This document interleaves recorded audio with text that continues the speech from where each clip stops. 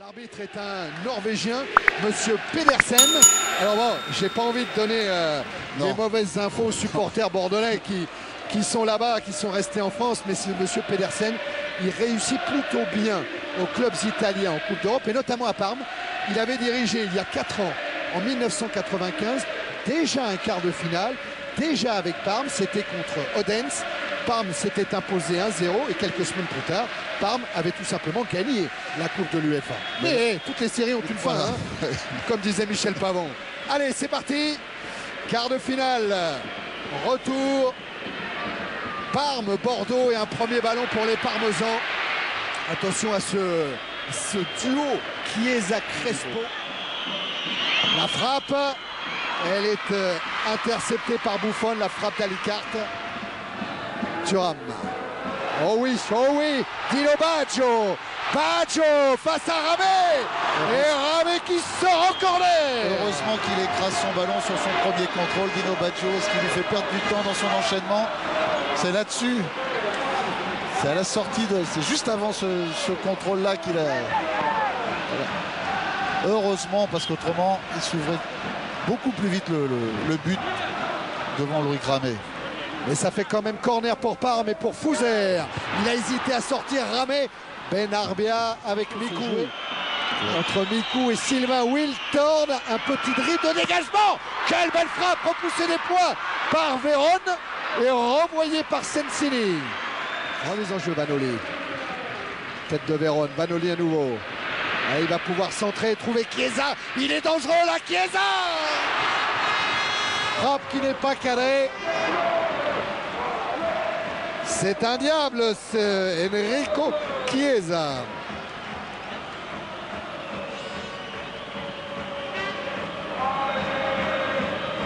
C'est bouillant même, mon cher Bernard, pour le moment. Mais ça tient.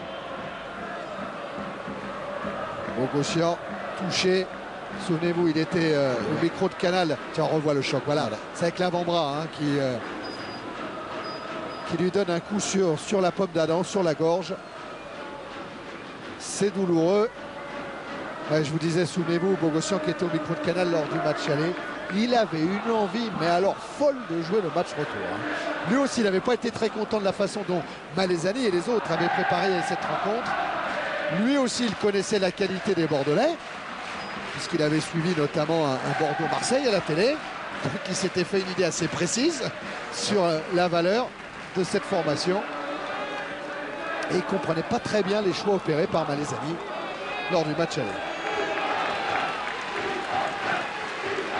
C'est tout le problème de gestion de ces énormes effectifs italiens. Hein. Oui, et en plus c'est vrai qu'ils sont sur 3 tableaux, Claude. Hein. Oui. Deuxième en championnat, finaliste de la Coupe d'Italie, quart de finaliste de l'UEFA. Ça fait un gros programme. Thuram, ballon donné dans l'intervalle à Fouzer. Thuram à nouveau, c'est magnifique. En jeu de Chiesa. Et le but de Vérone ne sera pas comptabilisé, bien évidemment. C'est Chiesa qui a traîné un petit peu. C'est vrai qu'elle joue bien le coup jusqu'à présent, la défense bordelaise, mais ça nous donne des frissons dans le dos à chaque fois. Hein. Bah c'est ce que je disais tout à l'heure, c'est le danger de jouer avec la lucidité, les réflexes d'un servi Vérone. Vanoli a pris le couloir. Vérone l'a ignoré, mais a profité de la fausse piste. À une de solliciter avec Chiesa. Oh, Crespo du bout du soulier. Oui, Thierry. Gaëtan. Oui, Ali, il a le tibia bien ouvert. Hein. Il a pris le crampon juste au-dessus du protège tibia. Hein. Oh, ça c'est une mauvaise nouvelle, ça. Et alors, Ali va revenir quand même, Gaëtan ou Oui, je pense qu'il va revenir. Hein. Ça saigne très rapidement sur le tibia, mais on le bande et il va rentrer, je pense. Ouais, donc, normalement, c'est un coup direct, mais c'est encore un ballon qui est parti sur le côté gauche de l'attaque parmesane. René. Perdent les ballons en ce moment, les Bordelais. Fouzer, ils campent dans leur moitié de terrain. Bogossian, il n'y a pas de hors-jeu cette fois. Ah, et la but de Crespo.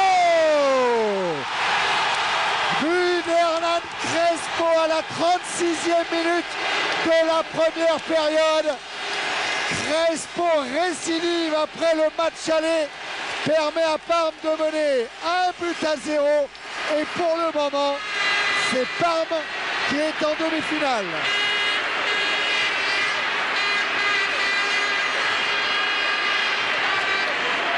Ah, c'est le coup dur, Claude. Hein. Vanoli encore. Eh oui. On s'en veut d'en avoir parlé, de dire que ça viendrait de ce côté-là par Vanoli, parce que c'est lui qui portait le danger. Il fallait absolument mettre une cale de...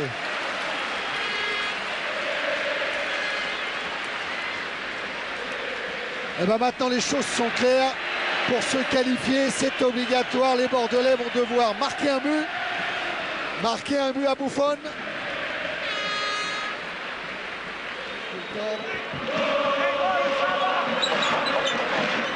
Le mur est placé juste à l'entrée de la surface de réparation, un tout petit peu devant la ligne des 16,50 m. Comment dire, on peut en déduire que le coup franc est à 25 mètres. Alicard, pied gauche. Hein. Ouais, pied gauche d'Alicard servi par Benarbia. Allez, boum! Et la parade de Buffon! Exploit. Hein. Main droite Buffon. Allez, ça va un petit peu redonner le moral aux Girondins d'avoir taquiné Buffon. Allez, avec Vérone. Ballon posé pour Crespo. Oh, ça passe à côté. La tête de Crespo. Ah oui, on est un peu comme des bouillottes là dans le Stadio Tardini. Là, c'est la Coupe d'Europe. Et Crespo, il avait balle de 2-0 hein, sur ce coup-là. En fait, le marquage au départ, un petit peu trop appâté par le ballon, on l'avait oublié dans le dos. Bogossian. Gino Baggio, encore un renversement de jeu en direction de Chiesa. Frappe de Chiesa. Et la but! Je l'avais vu à côté dans un premier temps. Elle est bien dedans. Quelle frappe d'Enrico Chiesa. Et Parme qui met 2-0 à 3 minutes seulement de la fin de la première période. Bon, ben maintenant, c'est simple. Il faut absolument que les Bordelais se ressaisissent. La mi-temps va arriver. On voit cette frappe d'Enrico Chiesa. Ah, elle est parfaite, hein, le long du poteau. Ramé s'était avancé pour fermer un peu l'angle. Mais là, Chiesa d'une précision diabolique pour inscrire son 3e but européen cette saison. Il avait marqué à Cracovie, il avait marqué contre les Rangers. Et il a inscrit ici un but à Ulrich Ramé. Ben, les données du problème sont simples. Hein. Bordeaux met un but, on va droit vers la prolongation. Bordeaux met 2 buts, Bordeaux est qualifié. Benarbia. Faute d'Ali Benarbia qui s'énerve un petit peu. Ça surtout, Eli Boep n'en veut pas. Et voilà, bien sûr. Faut pas que les Bordelais tombent dans ce jeu-là. Faut qu'Ali Benarbia conserve toute sa maîtrise. Les Girondins ont trop besoin de sa lucidité, de ses passes décisives.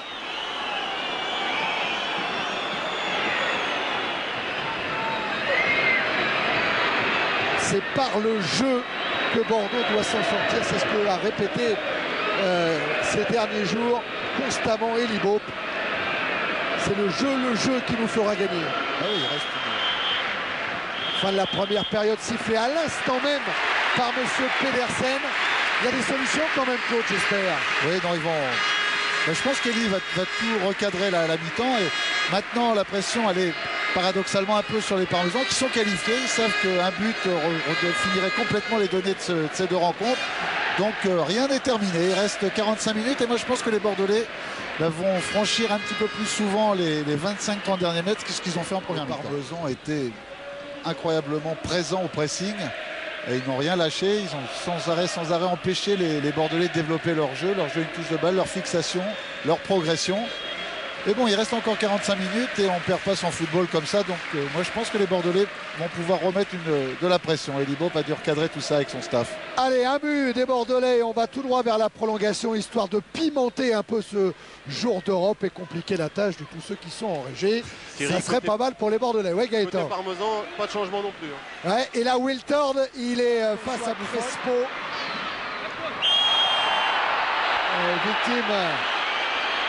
d'une faute alors que le niveau des débats est en train de monter entre Vanoli et Saveljic. Saveljic qui va prendre le carton jaune pour cette faute. Un petit peu provoqué aussi par Crespo, même s'il y est allé pour montrer qu'il était là. Je ne sais pas s'il a vraiment pris le carton. Il va le rappeler, l'arbitre, M. Pedersen. Il rappelle Saveljic. Ah, qui a pris le carton? Qui a pris le carton? C'est Saveljic. C'est Saveljic, qui a pris le carton.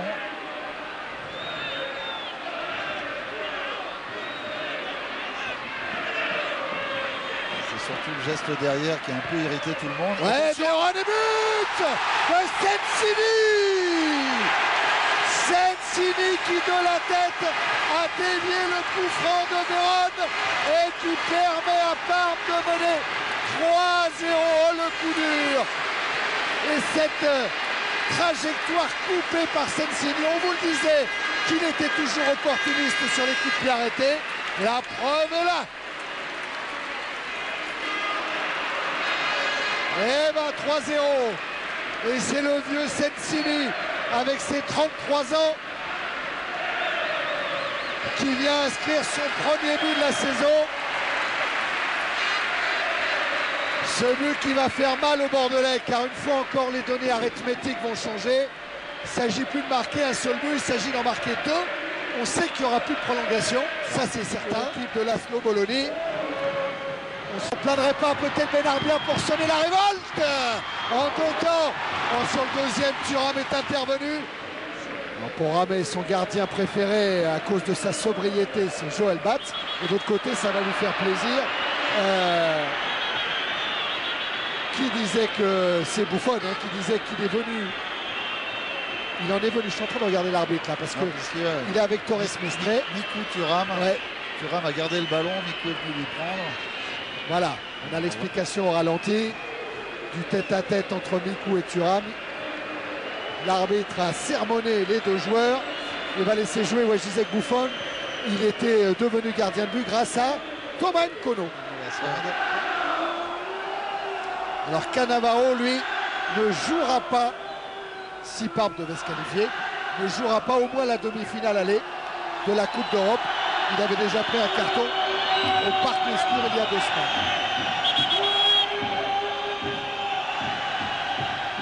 C'était pas mal cette 55e minute pour réduire le score. Hein. Avec encore Ali Carte et son pied gauche dans ses 1000 coups et le pied droit. Ça n'a pas surpris Buffon, même si le ballon était bien placé. Chiesa pourrait profiter. Non, oui, s'en sort bien ramé avec quelques grenets après. Benarbia. Avec les Bordelais, il y a du beau monde ce soir dans la tribune. Oula, Chiesa servi par Crespo. Chiesa face à Ramé, il a poussé. Et c'est quand même le but. Nouveau but et doublé signé Enrico Chiesa. Aïe. Parti à... Alors qu'on voit la joie de Buffon, parti à la limite du hors-jeu, ça s'est joué là encore à quelques centimètres.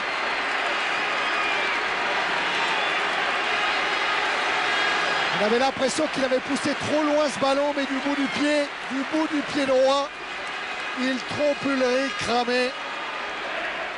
On vous parlait de Chiesa Crespo.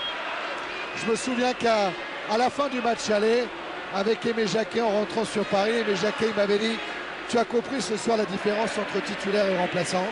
Et bien Chiesa et Crespo sont des titulaires. À distance certes, attention à Mikou quand même, qui tente le lob, c'est pas mal fait ça, sur Buffon. Thuram, la transversale et encore l'appel de Vanoli de la tête pour Crespo, c'est magnifique. Et Hernan Crespo qui permet à Parme de mener 5-0. Que c'est dur pour Bordeaux. Thuram, Vanoli. Et Crespo, le renversement de jeu de Lilian Thuram. On va voir Vanoli. Avec ce petit jonglage qui rappelle le but de Vérone face à Paris samedi dernier. Et ben voilà Crespo. On le disait tout, avec 4-0, on est relâché nerveusement, donc bien évidemment, réussit tout techniquement. Aslan qui a tenté la reprise, la talonnade géniale de l'aller. Attention à Chiesa, tout va être dangereux maintenant. C'est là où Bordeaux doit faire preuve de grosse qualité morale. Oui, la qualification est envolée. Reste un match à boucler. Ouais, Gaëtan. Oui, c'est Moussampa qui va remplacer Diabaté côté bordelais.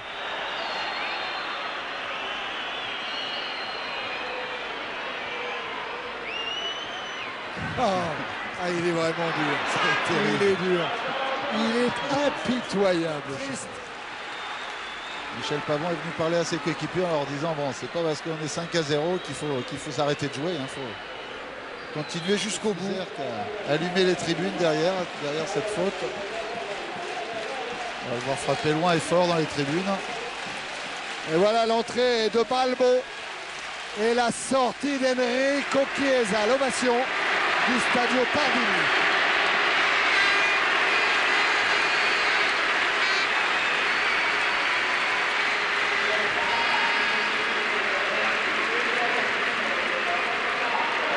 Et Balbo n'est pas un petit remplaçant. Tiens, lui, il vient. Oh là, la frappe de Mikou.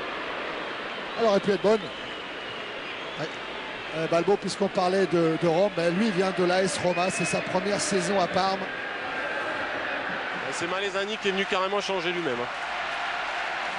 Voilà, félicité par Bogossian. C'est pour lui réserver cette ovation aussi. Il a tellement été critiqué que ça doit lui faire plaisir à l'Argentin.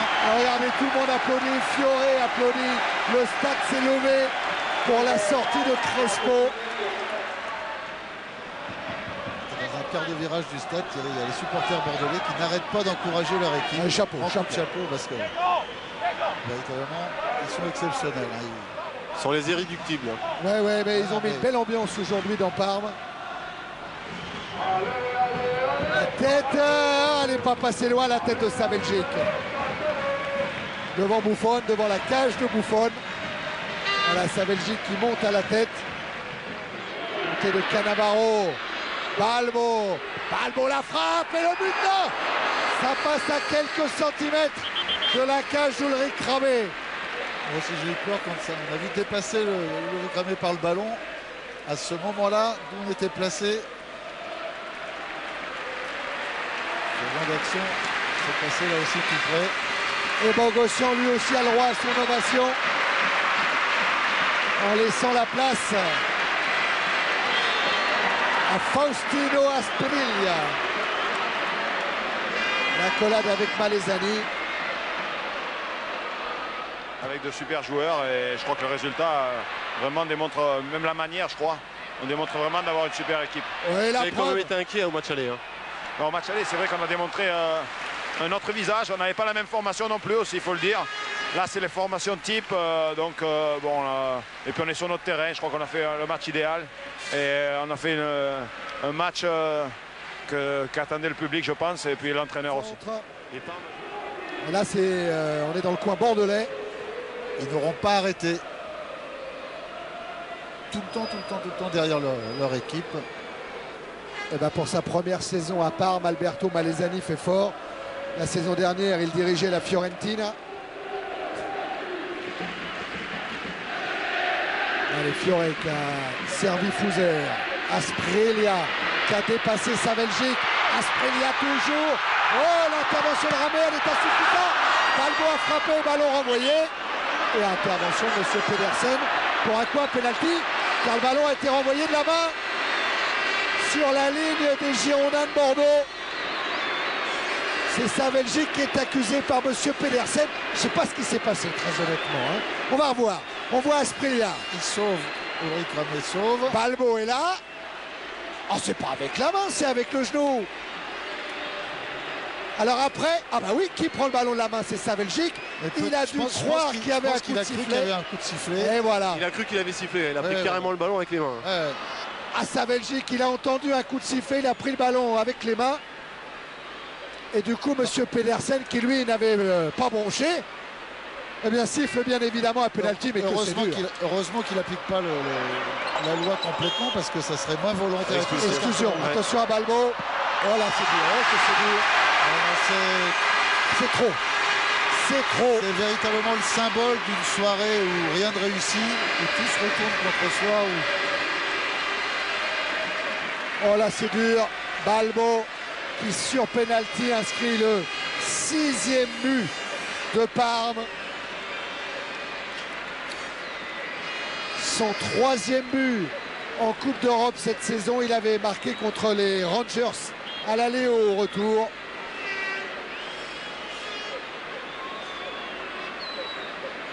Face à une équipe qui compte quand même 2 champions du monde, ça on l'a assez répété, mais des joueurs d'expérience comme Sensini, des joueurs comme Chiesa, comme Crespo. Voilà, le calvaire est terminé.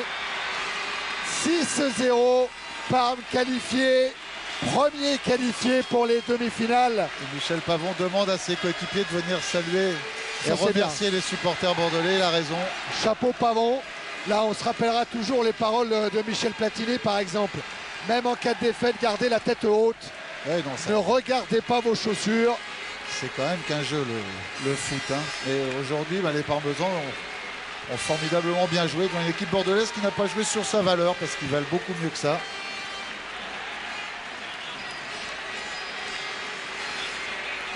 Et ben, Parme se qualifie pour les demi-finales. Si on regarde les statistiques, c'était le 88e match entre un club français et un club italien. Ça donne 25 victoires françaises, 19 résultats nuls et 44 défaites d'un club français. La dernière fois que Parme avait été battu en Coupe d'Europe par un club français, Claude, c'était contre vous, contre le PSG. Pas contre moi parce que j'y étais pas, j'y suis pour rien, mais c'était contre le Paris Saint-Germain. Et la dernière fois qu'un autre club italien avait été éliminé par un club français, rendons cette justice à Bordeaux parce que l'exploit avait été immense. C'était le Milan AC, battu lors d'un fabuleux match retour au Parc Lescure, toujours au cours de cette même saison 95-96. Dans le registre de ce que Bordeaux avait fait et démontré au match aller. Alors que Malesani, Gaëtan, on laisse tranquille. Oui, c'est difficile de prendre un Bordeaux. Ouais, oh là là, on vous en voudra pas. Hein. On va essayer d'avoir Lilian. Malesani par là-bas. Ouais. Il y a l'autobus de Parme qui a roulé sur les Girondins de Bordeaux ce soir au Stadio Tardini. Malesani est allé remercier, il continue son tour d'honneur.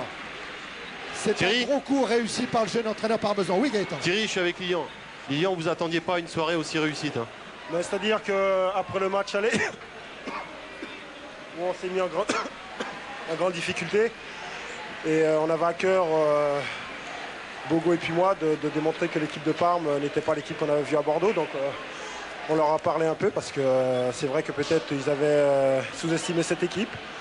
Et aujourd'hui, c'est vrai qu'on a fait un bon match et on a eu de la réussite. Mais je pense que Bordeaux a peut-être loupé sa qualification au match aller parce que Vous pensez qu'elle n'a pas su profiter des occasions qu'elle a eues? Non, mais c'est vrai qu'au match aller, je pense que s'il y a 3-0, ça change complètement. Le fait qu'on ait marqué un but là-bas, ça nous a laissé de l'espoir et aujourd'hui, on a pu passer. Quoi. Et puis pour vous, tout continue, la coupe, le championnat, enfin ça continue quoi. Non, mais c'est vrai qu'au début de l'année, ils ont monté une équipe ici de 26 joueurs de qualité vraiment très élevée parce qu'ils veulent jouer sur les 3 tableaux. Pour l'instant, ça nous sourit, j'espère que ça va continuer. Quoi. Merci Lilian et bonne continuation. De rien, merci. Ouais, bonne continuation à Parme, Philippe. Voilà, on va se quitter là-dessus avec Claude, on est triste. Hein, on vient d'assister, bon c'est facile quand ça fait 6-0, mais le public parmesan, ils se sont tous levés pour applaudir les supporters bordelais qui étaient là. Oui, ça c'est du fair play à l'anglaise, ça, hein, quand même. Non, c'est vrai qu'ici... Quand tout va bien, c'est plus facile. Mais à Parme, c'est vrai qu'en général, ça se passe bien.